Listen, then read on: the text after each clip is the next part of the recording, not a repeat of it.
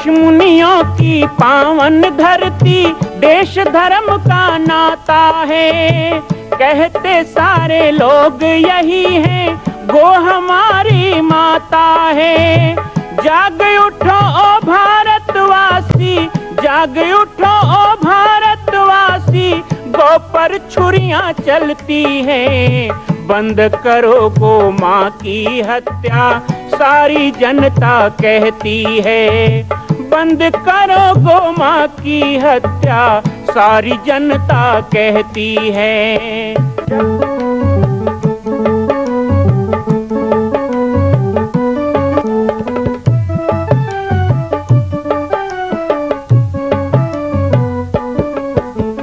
जगह जगह पर बूचड़ खाना, लाखों गौएं कटती हैं।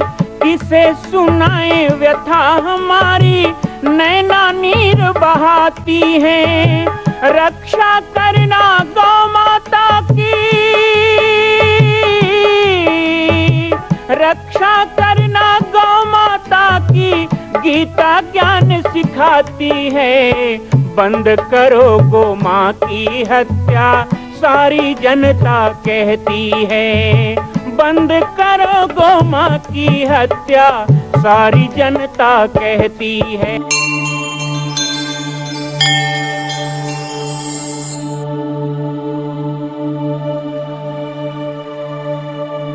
जय श्री राम, जय गो माता, जय गोपाल। स्वागत है बचपन की यादें कार्यक्रम में। बाबा जी की पाती कार्यक्रम के माध्यम से हमारे YouTube चैनल पर आप प्रतिदिन कुछ संस्मरण, और प्रयास है मेरा कि इन संस्मरणों से आपको भी कुछ लाभ मिले, ऐसा आप हमसे जुड़ते हैं और आप स्वयं भी इस कार्यक्रम को देखते हैं और बहुत लोगों तक आप पहुंचाने का प्रयास करते हैं। बहुत लोग कहते हैं मुझे कि हम भेजते हैं उनको, तो यदि आप उनको लिंक भेजते हैं तो उसके जगह इस कार्यक्रम के मुख्य चैनल का जो लिंक है वो उनको भेजें। और यदि कार्यक्रम देखने के बहाने वो लिंक खोलते हैं तो उनसे कहें कि सब्सक्राइब और उसके बाद घंटी का बटन दबा दें। तो जैसे ही बाबा जी की पाती डलेगी आपके पास नोटिफिकेशन आ जाएगा, मैसेज आ जाएगा, आप एक भी कार्यक्रम से वंचित नहीं रहेंगे। सीधे YouTube में जाके देखना चाहिए। बाबा जी की पाती कार्यक्रम में हम विगत 2-3 दिनों से आपको जोड़ करके रखे हुए हैं अपने बचपन से। मेरे पास कुछ मैसेज आए हैं राम कुमार साहू जी रायपुर, जो लिख करके भेजते हैं कि आपके बचपन की यादों को सुन करके हमें अपना बचपन भी याद आ गया। तो राम कुमार जी, मेरा मेहनत सफल हो रहा है।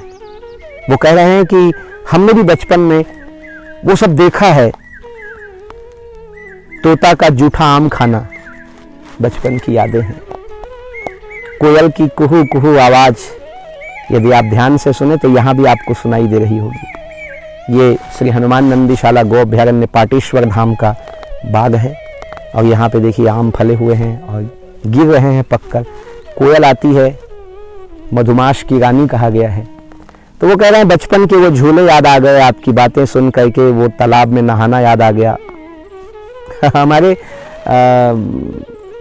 कमलेश विश्वकर्मा जी हैं जो गरियाबंद से हमारे साथ जुड़े थे। उन्होंने मुझसे पूछा है कि बाबा जी, जैसे हम बचपन में तालाब में जाके नहाया करते थे, आपने वो आनंद लिया है? बिल्कुल विश्वकर्मा जी, हमने बहुत आनंद लिया है। और आपको बताऊं कि जो मेरा घर था उसके पीछे में बाड़ी और बाड़ी से लगा हुआ ब्यारा, और ब्यारा के छोटा सा एक दरवाजा होता था ब्यारा में, जिसको खोलते तो हम सीधे तालाब के पार में पहुंच जाते थे। और तालाब के पार में जहां बरगद पीपल लगे हुए थे वहीं बेल का भी जंगल था। बेल खूब फले होते थे गर्मी के दिनों में। तो हमारे जो बाल मित्र होते थे वो हमें कहते थे चलो बेल खाने चलेंगे। कच्चा बेल भूंज करके हम खाते थे आग में सेक कर, और बस बेल खाने के बहाने जाना। और तालाब सूखा होता था, बीच तालाब तक जाने का शौक। तैरना नहीं आता था लेकिन कमर भर छाती भर पानी हो जाते थे।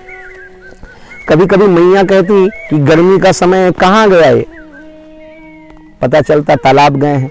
तो नौकर भेजे जाते, वो हमको पकड़ने आए तो तालाब में नहाते हुए भैंसों पे चढ़ जाना और गहरे पानी में चले जाना, तो ये सब बचपन होता है। तो वो जो आप कह रहे हैं, मैं तो बिल्कुल गांव का पला बड़ा बालक हूँ, मैंने वो सब आनंद लिया है। बेल भी खाए हैं, गंगा इमली भी खाई है, और जितना समय, ज़्यादा समय तो मुझे मिला नहीं, बचपन का कुछ वर्ष ही मिला है। और 2 प्रकार का बचपन मैंने जिया। अभी मैं आपको कुछ दिनों में वो बचपन भी बताऊंगा जो मैं जंगल में बिताया, शेर भालू के साथ, गुरुदेव के चरणों में उनकी सेवा में। वो भी मेरा एक बचपन रहा। ये सौभाग्य बहुत कम लोगों को मिलता है कि हमें घर का भी कुछ बचपन मिला और हमें जंगल का भी कुछ बचपन मिला, अर्थात गृहस्थ जीवन का भी बचपन मिला और संन्यास का भी बचपन मिला। तो दोनों बचपन के बारे में मैं इस कार्यक्रम में चर्चा करूंगा। यदि 2-3 दिन क्रम आगे बढ़ भी जाए, कुछ भाग और बन जाए तो बनेगा। हाँ, हमारी एक मैया है गायत्री शर्मा जी, जिन्होंने हमारा बचपन कुछ देखा है और हमें गोद में भी खिलाया। मैं प्रणाम करता हूं मैया को। गायत्री शर्मा जी ने जानना चाहा है कि बाबा जी, क्या आपको बचपन के कुछ खेल याद हैं? मैया, बचपन में सबसे पहले तो हम ये कहें कि पुस्तकों से लगाव था। बहुत पुस्तक पढ़ते थे। घर में भी विवेक ज्योति आती थी तो सबसे पहले हमारे हाथ में आती थी। बाल मंदिर में ही इतना सीख लिया था कि हम कल्याण पढ़ सकें गीता प्रेस का, विवेक ज्योति पढ़ सकें विवेकानंद जी का। और विवेकानंद जी की विवेक ज्योति मासिक पत्रिका में एक कॉलम होता था, और वो कॉलम होता था छोटी कहानियों का, मानव वाटिका के सुरभित पुष्प, या फिर गीता प्रेस कल्याण का पढ़ो समझो करो सत्य घटना पर आधारित। ये बहुत अच्छा लगता था। तो मेरे खिलौने में बहुत से खिलौने रहे होंगे, मेरे खेल बहुत रहे होंगे, लेकिन सबसे ज़्यादा रुचिकर मुझे जो खेल और जो समय बिताना होता था वो पुस्तकों के साथ होता था। अभी मैं सरस्वती मैया को याद करूंगा, जिनको हम बड़ी अम्मा कहते थे। उनके घर में एक बड़ा सा लकड़ी का पेटी था, और वो पेटी पूरा पुस्तकों से भरा होता था। तो स्कूल की छुट्टी होती तो मैं घर नहीं जाता था, उनके यहाँ भाग जाता था। बड़ी अम्मा कुछ खाने को भी देती थी, प्यार भी करती थी, और हम उस कमरे में घुस जाते थे। 1-2 बार तो ऐसा हुआ कि मैया ढूंढने आई तो हमने आधी भरे हुए उस पेटी के अंदर ही जाके अपना छुपने का रास्ता बना लिया। पेटी में ही घुस गए, लेकिन पुस्तक नहीं छोड़ा। तो ग्रंथ का अध्ययन का बहुत शौक था, और आज भी है, सदा रहा है, आगे भी रहेगा। बच्चों को ग्रंथ के अध्ययन का जरूर आदत डालें, पढ़ना सिखाएं। जितना समय मोबाइल में बिताते हैं उसकी जगह यदि वो कुछ पढ़ें, चलिए ठीक है, आजकल मोबाइल में भी पढ़ा जा सकता है, लेकिन अच्छी चीज़ें पढ़ें, नोट्स बनाएं, कुछ लेखन का रुचि बनाएं, कुछ लिख सकें, ऐसे अपनी जो कुशाग्रता है उसको बढ़ाएं। तो ये मेरे खेल रहे हैं। बाकी छत्तीसगढ़ के जो भी खेल हैं, गिल्ली डंडा, बाटी भौरा और तिरी पासा, सब खेला है मैया। तो बहुत अच्छा लगता है आप लोगों की जिज्ञासाओं से। बचपन के संस्मरण जब मस्तिष्क में आते हैं, किसी के भी हो, तो एक अजीब सा खुशी चेहरे पे आ जाता है। सचमुच ईश्वर के द्वारा दिया गया एक बहुत बड़ा उपहार है बचपन। मैं आप सभी से चाहूंगा कि अपने बचपन के दिनों को याद रखें, अपने बचपन के मित्रों को याद रखें, बचपन में जिनसे संस्कार मिले उसे भी याद रखें। जीवन में बहुत चीज याद रखने की है, लेकिन अभी चूंकि मैं बचपन पे हूं, इसीलिए यहां पे ये जरूर कहूंगा, माँ के द्वारा संस्कार, पिता के द्वारा प्यार कभी नहीं भूलना चाहिए। मुझे तो कई लोग कहते हैं कि आप सन्यासी हैं तो भी आप माता पिता से मिलते हैं। आद्य जगत गुरु शंकराचार्य जी के मां का देहांत हुआ। सन्यासी को कभी नहीं जाना चाहिए अग्नि और दाह संस्कार में, लेकिन वो गए, मां को कंधा दिया। मां मां होती है। मां से आप सारे रिश्ते तोड़ लीजिए, लेकिन हृदय का रिश्ता रहता है, क्योंकि शरीर के अंदर एक एक बूंद खून उनके द्वारा बनाया गया है। इसलिए हम भी अपनी मैया से उतना ही लगाव रखते हैं कि उन्होंने तो ये सृष्टि की है। जब शरीर ही चला जाएगा तो फिर वो जो लगाव है वो चला जाएगा, लेकिन जब तक शरीर है माँ से लगाव होता है। मोह अलग चीज है, लेकिन सम्मान अलग चीज है। आसक्ति अलग चीज है, लेकिन श्रद्धा अलग चीज है। हमारी आसक्ति नहीं है, लेकिन श्रद्धा जरूर है जन्मभूमि के प्रति, जन्मदाताओं के प्रति। वैसे तो जन्म देने वाली मां ने जितना प्यार दिया, वैसे प्यार देने वाली और भी बहुत सी मैयां हैं।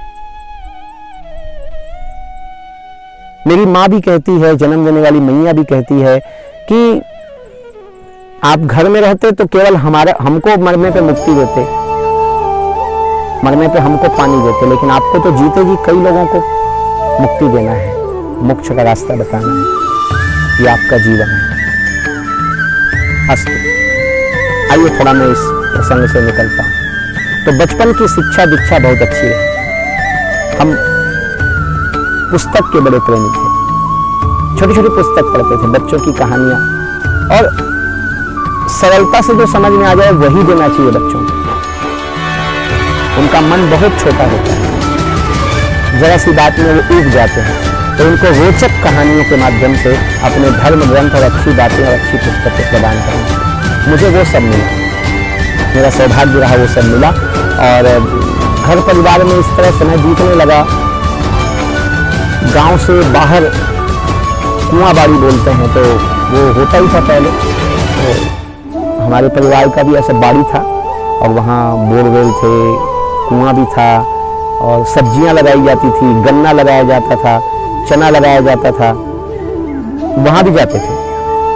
विशेषकर सर्दी के दिनों में जब कड़ाके की सर्दी होती थी, तो कड़ाके की सर्दी में सुबह सुबह 5 बजे हमको सोए अवस्था में ही बैलगाड़ी में सुला दिया जाता था और हम चले जाते थे। जो नौकर होते थे वो धान काटना, धान का बोझा बांधना, ये सब काम करते थे, और हम कुआं बाड़ी जाते जाते भोर की पहली धूप की किरण से हम उठते थे। हमारे साथ और भी हमारे भाई होते थे, बहन होती थी, परिवार के बच्चे होते थे, हम 4-5 की संख्या हो जाती थी। फिर शुरू होता था हमारा वहाँ काम, शीत में खेलना। आजकल बच्चों को शीत नहीं मिलता। ठंडी का समय हुआ, रजाई में दुब के रहेंगे, गर्मी का समय है, एसी कूलर चला के बैठा के रखेंगे। पसीना भी आना चाहिए गर्मी में, सर्दी में ठंड भी लगना चाहिए, तभी शरीर मजबूत होता है। शीत होता था, और वो शीत में हम खेला करते थे वहाँ, और साथ ही सिला बीनते थे। कुछ यहाँ जो दूसरे प्रदेश के मुझे देख रहे हैं, कहेंगे सिला बीनना क्या है। देखिए, धान की फसल जब कट जाती है और उसके बाद बोझ बांध के जब ले जाया जाता है, तो उसके एक एक दो दाल गिर जाती है खेत में, तो छोटे बच्चे उसको उठाते हैं, और इतना इतना हो जाए फिर वो हमारा कमाई है वो हमारी कमाई है। इतना अच्छा सोच था हमारे पूर्वजों का कि एक भी दाना अन्न का खराब नहीं जाना चाहिए। तो ये छोटी सी परंपरा बनाई। फिर उसको अलग से मिसाई होती थी, वो हमारी संपत्ति थी, उससे हम मुरमुरा लेते थे, दुकान में जाके उसको बेचते थे।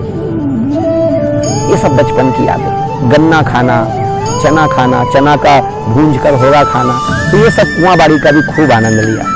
पिताजी भी बहुत शौकीन थे सब्जी वब्जी लगाने के, और परिवार में भी तो बहुत अच्छा हमको देखने को मिला। मूंगफली होती थी, आलू बोया जाता था।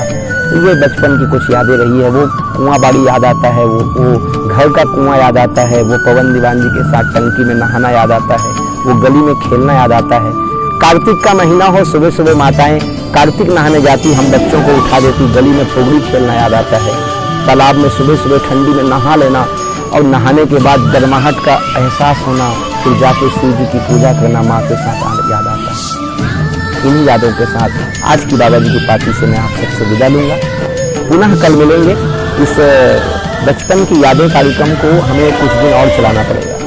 आप लोगों को अभी घर के जीवन में और बाद में अपने संन्यास जीवन में जो बचपन बीता जंगल में गुरुदेव के चरणों में, उसका भी संस्मरण सुनाऊंगा। इससे संबंधित जो भी जिज्ञासाएं या संस्मरण हो, आप मेरे साथ बांट सकते हैं। मेरा व्हाट्सएप नंबर नीचे स्क्रीन पर चल रहा है, उस पर भी हम चर्चा करेंगे। सभी को जय श्री राम, जय गो माता, जय गोपाल। मैं राम बालक दास महात्यागी, पाटेश्वर धाम, जिला बालोद, छत्तीसगढ़ से।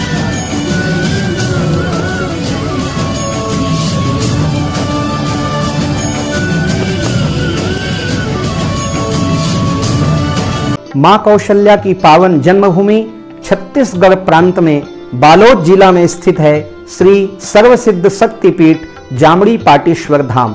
परम पूज्य सद्गुरुदेव राजयोगी बाबा जी की तपस्थली श्री पाटेश्वर धाम और विश्व के अद्वितीय मां कौशल्या जन्मभूमि मंदिर निर्माण का दर्शन करने और इसी प्रकार समसामयिक विषयों पर अपना ज्ञानवर्धन करने के लिए और 10,000 गायों के लिए बनने वाले श्री हनुमान नंदीशाला गो अभ्यारण्य का समाचार प्राप्त करने के लिए आप सभी देखते रहें YouTube चैनल पर राम बालक दास, और हमारे चैनल को आप सभी सब्सक्राइब करें, घंटी का बटन दबाएं ताकि आप सूचनाओं से जुड़े रह सकें। जय श्री राम, जय गौ माता, जय गोपाल।